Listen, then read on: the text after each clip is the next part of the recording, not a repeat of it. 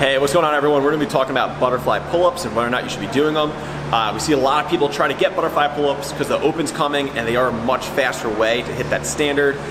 We also see a lot of people make fun of them, say they're fake pull-ups, they don't count. You always see people comment 0 and stuff like that to be funny, which is perfectly fine. The truth is that most of the people I personally know who are really good at butterfly pull-ups actually have somewhere around 20 to 30 strict pull-ups, and usually the people that are making fun of them usually fall around the 5 to 10 range. So first thing first, if you want to do butterfly, get that strict pull-up going, really hammer that out and make sure you have the stability. We are going to be talking about a quick test to see whether or not you have the range of motion in your shoulders and whether or not it's a smart thing for you to actually try butterfly. So we want to make sure that you can actually get your arm overhead well, and that you have strict pull-ups, and that you're moving right when you do a strict pull-up. We want to see this one where the shoulders come forward. That is not a good position to be in. So let's say you have all that. Now let's see whether or not you can handle that circular motion of the butterfly pull-up. So as I turn sideways, when I come through on the butterfly pull-up, or regular pull-up, here I am, shins over the bar, it's almost straight up and down. There is an angle going on, right? Because our body doesn't move perfectly in straight lines. When we do a kipping pull-up, I go chest forward, back, I come up, and I push back away into it, and I come to that kip.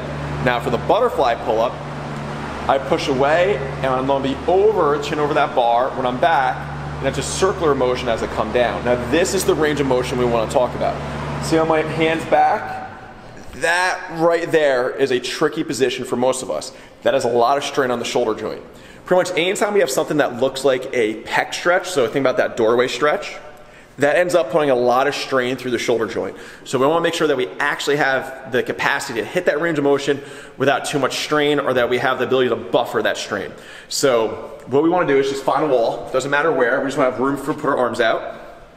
I'm going to bend my knees. Now my lower back, like my sacrum, those two little dimples in your lower back are up against the wall. My upper back is against the wall, my head is. And those, all three of those have to stay there the whole time. I'm going to go elbows up, and I'm pretty bad at this. I dislocated this shoulder, tore this one. I don't do butterfly pull-ups. I don't kip all that often.